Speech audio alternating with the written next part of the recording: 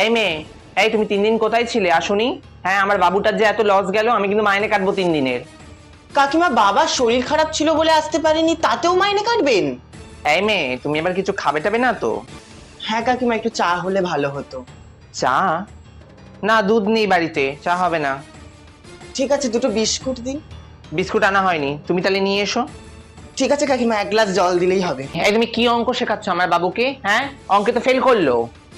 কাকিমা, ও বাড়িতে একদম অঙ্ক প্র্যাকটিস করে না। বাজে কথা বলো না, আমার বাবু কিন্তু খুব মেধাবী ছাত্র। নিজে পড়াশোনা পারো না সেটা বলো।